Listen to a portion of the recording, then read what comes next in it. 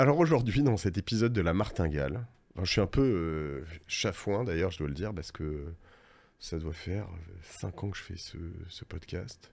On va parler d'un truc que je connais pas. Donc à un moment, je suis un peu vexé, parce que Loredana arrive là du Luxembourg avec des produits, et moi qui croyais après 5 ans de Martingale avoir tout compris, eh ben, j'ai même pas tout appris, tout découvert. On va parler des actifs réels. Alors moi je me dis des actifs réels, je crois à peu près peut-être voir ce que c'est. En tout cas j'ai investi, j'ai l'impression, dans des actifs réels, peut-être de l'immobilier ou des entreprises, je me dis ça c'est assez réel. Et avec les fonds LTIF. J'ai jamais entendu parler des fonds LTIF. Et là quand tu prépares cet épisode, ou que tu en parles un peu en faisant un café, cela dit, assez spécial pour une italienne, mais je passerai ça, peut-être, pour ceux qui me demanderont ça. Eh bien, Loredana me dit que ça fait 10 ans que tu bosses sur les fonds LTIF. Donc vraiment, je suis à la ramasse. Donc on va faire un épisode qui me plaît déjà, avec donc Loredana Carletti. Toi, tu es responsable produits et actifs réels chez Amundi au Luxembourg. Tout à fait, Ok. exactement. Bon, bah, je suis ravi en tout cas de faire cet épisode et de découvrir enfin ce qu'est le fonds LTIF dont je n'avais entendu parler jamais auparavant. Donc ça veut dire quoi déjà LTIF? Effectivement, on utilise des acronymes qui parfois peuvent faire peur, mais c'est un acronyme anglais de European Long Term Investment Fund, qui en Ok. français est Fonds européen d'investissement long terme. Ok, F-E, Fonds européen, FELT, IS. c'est très Ok, moche, ok, effectivement. ok. Donc LTIF, c'est plus facile, Ok. effectivement, à véhiculer, fait peur, mais moins que FELT. C'est un fonds européen, donc dans l'acronyme, on a tout. C'est un fonds, donc un produit d'investissement européen, parce qu'il a établi par un règlement européen qu'il est self-applicable. Ça veut dire qu'il est en vigueur de facto dans tous les pays européens. Ok, On verra après avec quel effet, quelles conséquences. Long terme. Long terme, c'est les mots-clés d'un LTIF. Ça veut dire que l'LTIF, il a été conçu pour financer l'économie réelle, donc des projets de long terme. Et donc, c'est un produit de placement long terme. Ça veut dire que c'est un produit qui peut être investi comme produit de diversification quand on veut obtenir un rendement long terme. le terme c'est 12 mois. Non, c'est 10 Ah non. ans, c'est combien? Ça dépend si on investit dans la partie dette, de la partie private equity. Ça va Ok. dépendre du cycle de vie de l'actif sous-jacent. Quand Ok. vous investissez dans un champ d'éolien, qui a une période d'investissement de 25 ans, Ok, ou durée de vie de 25 ans, c'est des périodes normalement plus longues. Quand vous investissez dans de la dette sur des petites et moyennes entreprises, le cycle de vie de l'actif, il peut être bien plus court. Parce que si on arrive à la fin de la période de la dette qui a été octroyée à la société. alors quelles sont les particularités d'un fonds comme ça quand tu dis par exemple européen, ça veut dire que c'est régulé par la communauté européenne, ou ça veut dire que c'est un fonds qui doit avoir des actifs en Europe, ça veut dire que c'est des fonds qui viennent d'Europe, je sais pas, ça veut dire quoi un fonds européen, et quelles sont les autres particularités d'un LTIF? Ça me fait très plaisir de pouvoir répondre à cette question. Parce que c'est européen, ça a deux significations. Première chose, donc elle a été établie par un règlement européen. Ok, Donc, on a une seule réglementation qui est applicable partout en Europe, qui définit quels sont les termes de sécurité financière, donc les critères d'investissement, les diversifications, qui doivent être respectés par ces fonds-là. Donc, un fonds LTIF constitué en France, ou en Allemagne, ou en Italie, ou en Espagne, il va suivre les mêmes critères de transparence et sécurité pour tous les investisseurs. Donc, c'est un fonds européen. ok, N'importe quel fonds LTIF en Europe, il suit les mêmes règles. ok. À côté de ça, c'est un fonds qui peut être vendu partout en Europe auprès d'investisseurs non institutionnels, donc des investisseurs individuels. Ok, Ça veut dire donc un fonds qui est constitué dans n'importe quel pays, il peut être accessible par un investisseur, personne privée, qui est situé au domicile dans n'importe quel pays, ok. en sachant que les critères d'investissement, les critères de sécurité et de transparence qui sont applicables sont exactement les mêmes. Donc je peux rentrer avec 1000 euros dans un LTIF? Oui. Ok, en perso, 100? Oui. 50? Oui. Ok, d'accord. Ça dépend des critères de fonds. Ok, d'accord, très clair. Donc ouvert aux investisseurs individuels non professionnels. Enfin, tu peux vraiment l'acheter. Tout à fait. Ok. Et donc c'est distribué par des conseillers en gestion de patrimoine, des banques. Par des banques. En gros, ok. ils sont des fonds accessibles comme les fonds classiques, les fonds OPCVM, qu'on a plus l'habitude de voir. Effectivement, ce sont des fonds qui sont accessibles par les chaînes de distribution classiques. Donc il y a des fonds LTIF Amundi et des fonds LTIF d'autres personnes. En fait, c'est ça? Absolument, oui. Ok. Et comment on rentre dans ces fonds? Alors comment on fait? Faut y aller, c'est d'un coup, on peut y aller tous les mois, on doit passer forcément par intermédiaire, comment ça se passe? La chaîne de distribution, c'est la chaîne de distribution classique de tous les fonds d'investissement. Donc, les fonds qui sont distribués par des banques, ils sont accessibles via la banque. Il y a des fonds qui sont disponibles aussi sur des plateformes d'investissement. Il y a des fonds qui sont accessibles via des conseillers en gestion patrimoniale. Ça dépend vraiment du fonds. Ok. C'est un fonds qui est à destination des investisseurs individuels, par opposition à ce qu'il existait avant. Avant, les fonds qui investissaient dans les marchés privés étaient typiquement réservé à des investisseurs institutionnels type banque, des assurances. Maintenant, le TIF, il y avait des exceptions dans chaque pays. Chaque pays avait une solution, les FCPR en France par exemple, qui permettait effectivement à des investisseurs avertis ou voire des investisseurs individuels de pouvoir accéder. Mais typiquement, c'était des fonds nationaux qui investissaient typiquement dans les pays. D'accord. Le TIF permet effectivement de créer une structure d'investissement européenne qui peut investir en Europe et même hors Europe, avec des critères d'investissement qui sont uniformes, homogènes, et qui est accessible par tous les investisseurs en Europe. Parce que ça veut dire que normalement, un fonds qui n'est pas forcément LTIF, la plupart des fonds qu'on connaît en France, par exemple, ou même certains de vos fonds, si je suis italien ou polonais, je ne peux pas rentrer dedans? C'est plus compliqué. Et surtout que les fonds difficilement peuvent être proposés en dehors de la France, parce que s'ils doivent faire l'objet d'une approbation dans les pays dans lesquels on veut les distribuer. Tu me permets 2 minutes, petite parenthèse technique. Mais complètement. J'adore les parenthèses techniques en plus. Nous avons les fonds OPCVM, qui sont les fonds classiques qu'on voit. Et on a les fonds FIA, les fonds alternatifs d'investissement. Ok. Donc, normalement, les fonds alternatifs sont réservés à des clientèles, des investisseurs institutionnels. Et les OPCVM, c'est les fonds qui investissent typiquement dans les marchés financiers, donc les marchés publics. Et avant LTIF, existait exactement cette binôme des produits d'investissement. LTIF n'est pas une troisième typologie de fonds, c'est un label. C'est-à-dire, n'importe quel fonds alternatif de n'importe quel pays, il peut, s'il respecte les critères d'investissement qui sont établis par les règlements, obtenir ce label-là. Les labels donc, ne changent rien à la nature juridique. Ça ne crée pas une énième structure juridique, mais il est simplement un label qui peut être octroyé, qui permet, à condition de respecter les règles d'investissement, d'être distribué partout en Europe. C'est extra. Donc ça veut dire que, en fait, comme d'autres labels, certains peuvent être des fonds responsables, des fonds, etc. Mais là, tu as un label de plus qui fait que tu peux être disponible.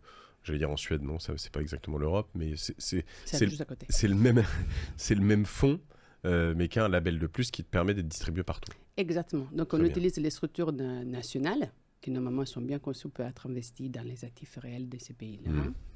Et en lui donnant un label, on garantit avec ces labels-là une uniformité dans la sécurité, dans la transparence, et la possibilité donc à ces conditions-là d'être proposés, d'être vendus à des investisseurs qui sont dans d'autres pays sans avoir besoin de longs systèmes d'autorisation locale, de reconnaissance mutuelle qui parfois prennent du temps et peuvent être aussi... Oui, parce que tu as des AMF, autorités des marchés financiers dans chaque pays, j'imagine, avec chacun ses spécificités, etc. Exactement. Okay. Chaque régulateur dans chaque pays, il a sa position pour les produits qui ne sont pas harmonisés. Ok. Finalement, je me dis, bon, pour les produits ou les fonds français qui obtiennent ce label, ça ne m'intéresse pas trop parce que j'ai déjà accès, mais si tu te mets de l'autre côté, en revanche, j'imagine que vous en avez quelques-uns, je peux, moi, avoir tout d'un coup, ça m'ouvre l'univers des possibles parce que je vais avoir 26 nouveaux pays qui peuvent me... Je peux avoir des fonds dans tous ces pays. Alors peut-être que tous les pays européens ne proposent pas des LTIF, mais c'est intéressant. Rien n'empêche. Ouais. Néanmoins, il y a aussi un intérêt à avoir un fonds français qui est labellisé LTIF parce que tu aurais accès à un fonds français labellisé LTIF. Si les fonds étaient réservés à que des investisseurs français, la taille du fonds était limitée à la capacité de financement, on va dire, des contributions françaises. Mais si ces fonds-là, ils peuvent être distribués aussi dans d'autres pays, tu peux avoir accès à un fonds plus grand. Donc un fonds plus grand, c'est un fonds qui a une capacité d'investissement plus importante, donc la possibilité d'intervenir dans plusieurs sociétés, et donc on permet d'accroître la diversification du fonds. La logique derrière un fonds LTIF, j'aurais pu en voir une, mais j'ai l'impression que c'est pas ça. Tu vas me dire si j'ai bien compris. Ça aurait pu être les autorités ou l'Europe qui veut pousser des investissements d'Européens en Europe, par exemple pour des infrastructures. Tu parlais d'éoliennes, des routes, des ports, des choses comme ça. Ou ça pouvait être juste une uniformisation de dire, bah attendez, on est sur un marché unique, il faut aussi qu'on puisse investir dans tous les fonds. Est-ce que c'est les deux, sachant que tu me disais tout à l'heure que en fait, les fonds LTIF investissent aussi à l'étranger. Donc, quel est l'intérêt ou pourquoi ça a été créé et quel est son objectif? Les LTIF ont été conçus principalement pour permettre à des épargnants d'accéder à financement de l'économie réelle indirecte. D'accord. Donc, pouvoir utiliser son épargne pour financer une économie qui n'est pas une économie publique, donc qui passe par les marchés financiers, mais c'est les petites et moyennes entreprises, ça peut être de l'immobilier, ça peut être effectivement de l'infrastructure, des écoles, des routes, ce qu'on souhaite. Ça, c'était l'approche initiale, l'élément de départ de l'ELTIF. L'épargne privée finance l'économie réelle. Okay. Comment on peut le faire? On est en Europe. Ce n'est pas une uniformisation, mais c'est simplement permettre de ne pas avoir de barrières, ni à l'investissement, ni à la distribution. Donc, je suis italienne, j'ai habité en France. Je veux investir dans un produit qui est disponible, qui a été conçu en Espagne, qui est investi dans un marché qui m'intéresse, par exemple. Et donc, je peux, depuis la France, investir dans ce marché privé qui est typiquement celui, par exemple, surexposé sur l'Espagne ou en Italie. Et donc, ça veut dire que le fonds est quand même obligatoirement, enfin, il est contraint, il ne peut pas investir dans n'importe quoi, n'importe où. Le fonds LTIF, il peut aller investir, je sais pas, dans des énergies fossiles en Inde, où il doit investir dans ça doit être orienté, nécessairement. Alors, les critères d'investissement d'un fonds LTIF, c'est d'avoir un minimum d'investissement dans des sociétés qui ne sont pas cotées. Ok. Donc, Après, ce qu'on appelle du private equity? C'est du private equity, c'est du private debt, c'est de l'infrastructure. Ok, très clair. Infrastructure aussi. Et ça tu parlais des écoles, où je parlais des routes, des ports, etc. Ça rapporte? Ça rapporte, mais il faut garder en tête ce qu'on a trouvé dans les mots long terme. Ouais. C'est un capital qui va financer des projets long terme. Donc, c'est un capital qui va servir à financer une initiative qui se développe dans les temps. C'était ma question d'après, c'est que quand moi tu me dis long terme et qui se développe dans le temps, je me dis, pas liquide ça. Est-ce que je peux retirer mon argent d'un fonds LTIF quand je veux? Est-ce qu'il y a des entrées-sorties faciles? Alors, il ne faut pas imaginer qu'un fonds LTIF, c'est un fonds liquide comme un fonds monétaire. Ce n'est pas conçu pour ça, les investissements ne sont pas faits pour ça. C'est un fonds qui peut être utile pour faire de la diversification quand on veut participer effectivement à un cycle d'économie réelle, mais sur les long termes, encore une fois. Après, les long termes peuvent être différents par rapport, effectivement, si c'est de private equity ou de private debt. Donc, c'est un investissement long terme, mais des fonds peuvent aussi fournir la possibilité à des investisseurs de sortir selon des fenêtres de liquidité. Okay. Donc, ce n'est pas un fonds qui, à tout moment, peut être racheté. C'est un fonds qui peut permettre à l'investisseur de sortir sous des dates qui sont prédéterminées pour un montant aussi prédéterminé. Donc, tous les 3 mois, tous les 6 mois, les fonds peuvent mettre à disposition une portion de son actif pour exécuter, on va dire, des rachats. Okay. Mais ce n'est pas un fonds liquide, encore une fois. C'est un fonds qu'on peut appeler semi-liquide, qui peut être semi-liquide, mais il ne faut pas les concevoir comme un produit de spéculation, un produit de placement temporaire des actifs. C'est un produit de diversification quand on cherche de rendement sur les long terme ou quand on veut être exposé à un cycle de vie d'un actif réel, donc de l'économie réelle. Mon intuition, et peut-être que je me trompe, mais on va voir, me dit fonds, long terme, bon, pas forcément liquide, normalement ça pourrait dire très performant, mais européen, infrastructure, je me dis c'est assez safe, mais c'est pas un truc qui va m'envoyer en l'air totalement en termes de performance. Est-ce que c'est le cas? Est-ce que c'est safe déjà et est-ce que c'est performant? Investir dans les marchés privés, c'est investir, c'est faire un pari sur le long terme. Ça dépend aussi du moment de cycle économique dans lequel on rentre, bien évidemment. C'est un produit, normalement, qui peut avoir des performances très intéressantes, mais il ne faut pas placer tout son argent dans l'espoir d'avoir un rendement incroyable à terme, parce que c'est les capitales, de toute façon, qu'on met dans un fonds LTIF, ça va servir à un produit à financer un projet long terme. Donc, c'est du capital qu'il faut concevoir comme un capital immobilisé pour un certain temps. C'est du capital patient. Ça doit être du capital patient. Donc, si on a un souhait d'investissement, c'est parce que si on a un horizon d'investissement qui est long. Quand il a été conçu, l'ELTIF, il a été conçu effectivement pour permettre à un investisseur privé et à l'épargne privée de pouvoir financer directement l'économie. D'autre côté, il y a aussi... C'est un produit qui peut être intéressant, notamment pour les jeunes, pour penser à l'épargne très long terme, notamment en vue d'une retraite, qui va être de plus en plus un élément dont la gestion va être privée, individualisée, et pas simplement la retraite publique qu'on attend. Donc ça peut être un produit qui permet de constituer l'épargne retraite. Quand on a la capacité d'économiser et on a un horizon qui dépasse la décennie, je pense que ça peut être effectivement... Oui, et puis c'est sympa, et puis c'est potentiellement engagé. Te dire, j'investis dans des infras ou dans des... Enfin, moi, je suis très pro-européen, ça me concerne, hein, mais finalement, je me dis, tu vois, investir dans des belles infrastructures, dans le fait que dans notre avenir, à nous, c'est quand même quelque chose d'assez engagé, comme d'autres investissent aussi dans l'écologie, dans l'impact, etc. Parmi les fonds LTIF, on peut trouver des fonds qui sont spécialisés sur un secteur, les fonds qui peuvent être thématiques, les fonds qui proposent effectivement un engagement social ou environnemental particulier. Mais ça dépend de chaque fonds. Ce n'est pas les produits LTIF per se qui donnera cette caractéristique. Ça dépend en gros de la stratégie qui est proposée. Ok. Tu m'évoquais...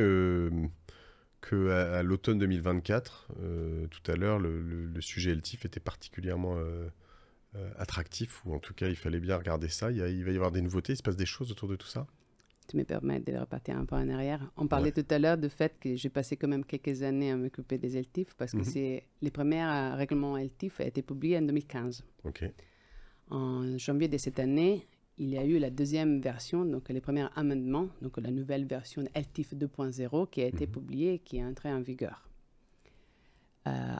On attendait ce qu'on appelle la partie technique de la réglementation, notamment sur les critères de liquidité qui peuvent être offertes par un fonds LTIF, histoire d'avoir un cadre européen prédéfini, harmonisé et safe.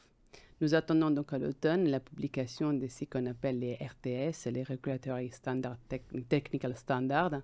Donc c'est la réglementation, nous on appelle des deuxième niveau, qui donne les détails techniques à lesquels les fonds il faut qu'ils se conforment. Okay. On les attend pour l'automne. Pourquoi c'est un sujet d'actualité et pourquoi on est bien dans l'attente de cette publication? Parce que c'est effectivement, c'est dans cette réglementaire qu'on va savoir quels sont les critères qui permettront au fonds LTIF d'offrir de la liquidité. Ok. D'être d'être semi-liquide. Semi-liquide, pouvoir sortir plus facilement encore. Oui.